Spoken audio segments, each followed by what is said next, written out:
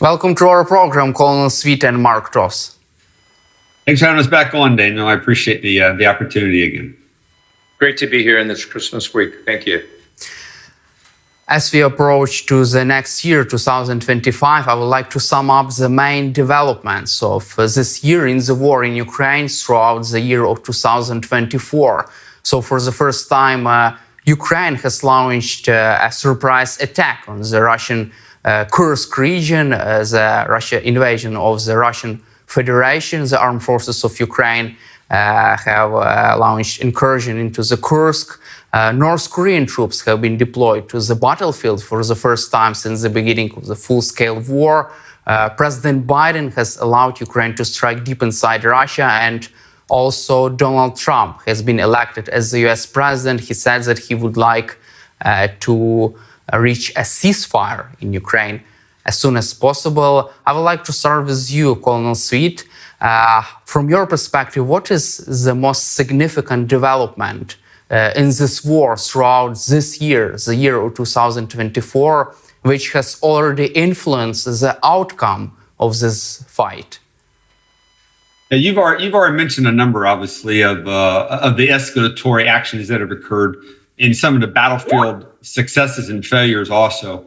But I'd also like to add that we're seeing the introduction of new technology that's changed the war. We're seeing the escalation of new hypersonic missiles, intercontinental ballistic missiles, just the maturity, if you will, of drone warfare and where that's gone just from 12 months ago to today.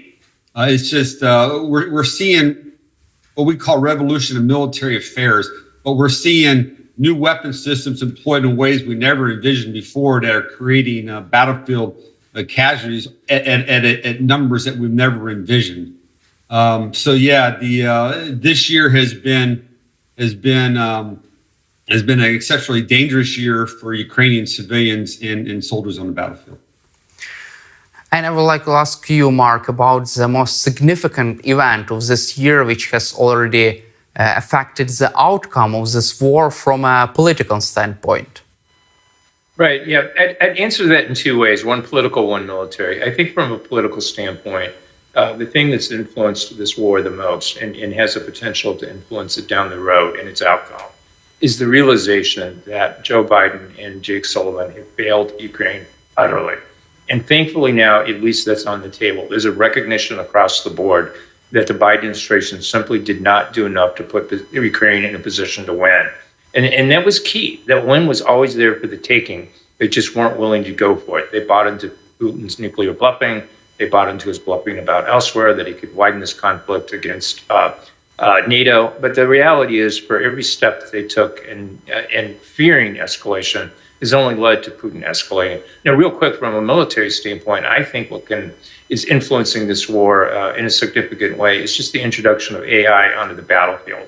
It's amazing the collection efforts that Ukraine's doing, and it's been estimated that you've already got 2 million hours of video where you can then do overlays and compare data to see what's changed on the battlefield and have AI determine targets and then flag actual humans for whether or not you go after them. That's transformative, and as John just mentioned, that is a revolution in military affairs. And John is, a former intel officer. To have that kind of artificial assistant to expedite the work that he did, they used to do painstakingly through human sifting through those kind of images is amazing. And I think that's going to have a huge impact yet to come on the battlefield as this war continues. Let's also focus on the North Korean engagement in the war against Ukraine. According to the latest news from the South Korea, even more North Korean troops would be deployed to Russia and Ukraine to fight against the Ukrainian army. From your perspective, Colonel Sweet, don't you think that the North Korean involvement in the war in Ukraine did not have a major impact on the course of this war? And don't you think that Vladimir Putin tried to change the course of the war to help himself to engage even more soldiers from North Korea? But he just, by doing this, Vladimir Putin just forced President Biden to act and to allow Ukraine to strike deep inside Russia. What is your take on that, Colonel Sweet? It's a lot to unpack, Daniel. Let me start first with the introduction of a third nation into a war between two existing nations. The North Korean troops in Russia fighting against Ukrainians is a significant escalation. Could you imagine the reaction from Russia if Poland had committed forces to support Ukraine in its defense of Kiev? The escalation and the rhetoric would have been off the charts. So the introduction of a third country into the conflict is one thing. It hasn't turned the tide of the war, not the presence of North Korean forces. However, the introduction of ballistic missiles that they have provided Russia has impacted the war, particularly on the civilian side and energy infrastructure. It's been devastating, not to mention the sheer volume of artillery rounds that Putin has received from North Korea that enables their infantry and their artillery and their tanks to continue the ground fight. They have to have artillery in mass to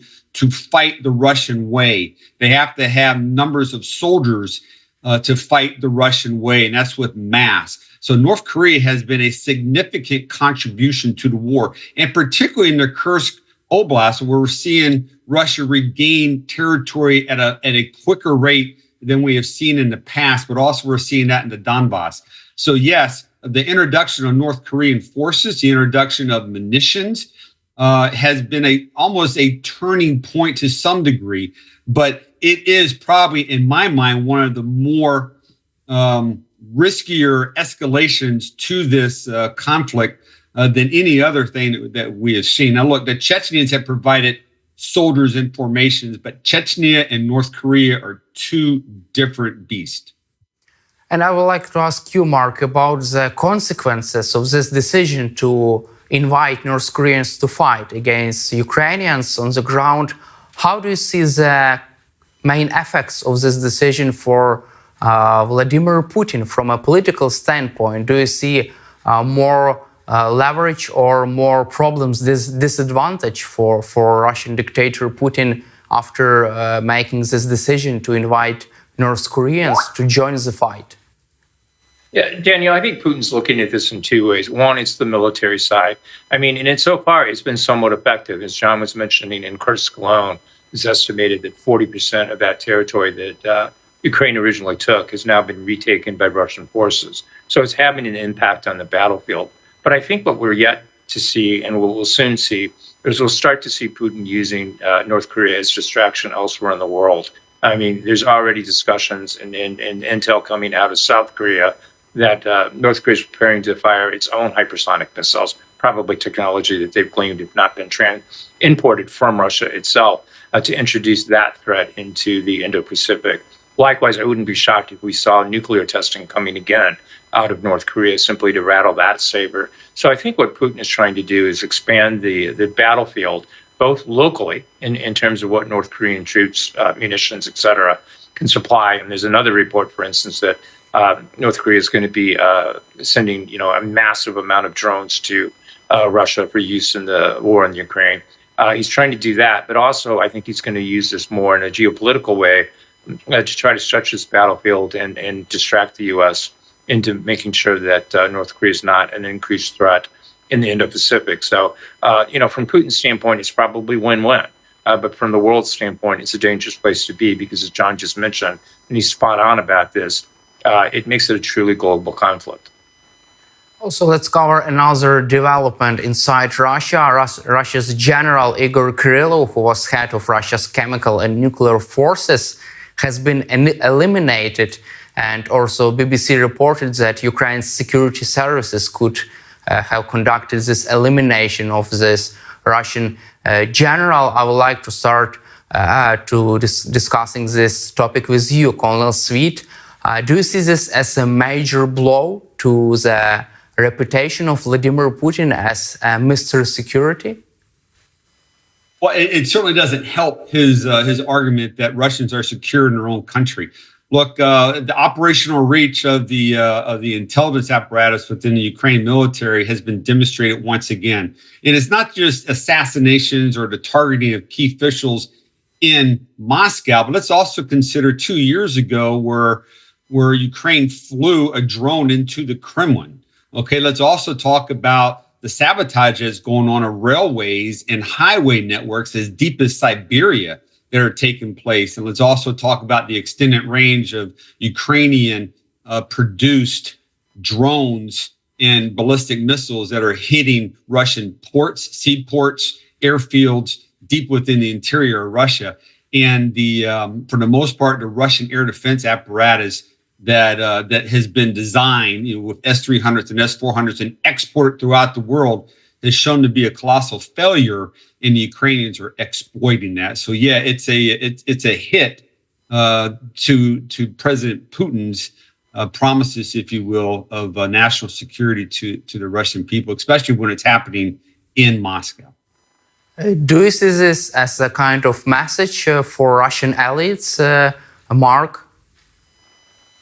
Yeah, I think there is some messaging here. I know there's been some pushback by certain retired general officers in the U.S. about whether or not you take out a general officer on the battlefield, far away from the battlefield. But I'd argue, look, those people are protesting too much. When you look at the amount of war crimes that have been committed by the Russian military inside of Ukraine, I think it's perfectly fine to go after this man. This is a guy who was in charge of the nuclear and biological programs. He's a guy that the Ukraine had identified as being responsible for attacks inside of Ukraine. This led to the death of Ukrainian civilians. And so from my standpoint, I think it was smart and right for Ukraine to go after it. So in terms of how this goes forward, I think they have to keep fighting this kind of asymmetrical fight. Putin is doing it, right? He's targeting Ukrainian civilians more than in some ways that he's fighting a conventional modern day war. He's doing that to keep air assets kept in, Kiev and away from the front lines, in the Donbass. And I think Ukraine's got to do what it's got to do as long as it does so, legally and within the Geneva Conventions. And I think this was fair game. U.S. President-elect Donald Trump says that he would meet with Russian dictator Vladimir Putin. Meanwhile, Financial Times reported that Donald Trump says that he would continue to support Ukraine, to aiding Ukraine and providing Ukraine with military assistance. Such a message has been delivered from Trump's aides to European partners. What is your take on that, Colonel Sweet, and what is your reaction to this development? It's clearly a complicated situation when you hear the president one day say one thing and then the next day come back and say another. But part of that fits the persona of President Trump of being unpredictable in how he works. Look, Putin's making it very easy, I believe, for the Trump administration to support Ukraine.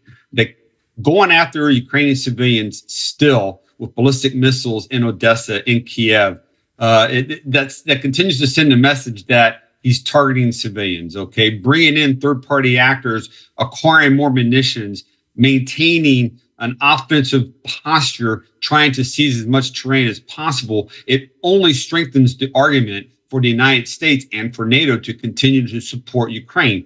Because at the end of the day, we know, the United States and NATO understand that if Ukraine falls, Russia has its sights on more terrain, and we just saw a couple other comments concerning, the threats towards Estonia, the continued threats towards Georgia. We're seeing the same thing again in Transnistria. So it's not just Ukraine as the end state, and I think that the Trump administration understands that Putin is ramping up right now, and it has to be some type of countermeasure. So it would be interesting to see how it works out. Obviously, General Kellogg does his tour in early January. I don't know if he has that much time to make these type of decisions, but it's complicated, and it's going to be interesting to see how it plays out.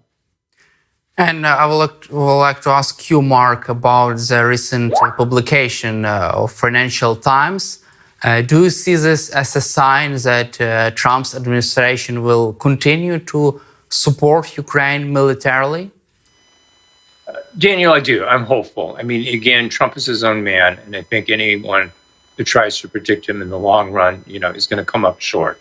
But I'm hopeful that that's the case. John and I, as we speak, are working on an article to try to understand better what this 5% plan means in terms of not only NATO defense spending thresholds that Trump wants to see, but how it is, tied to the war in Ukraine.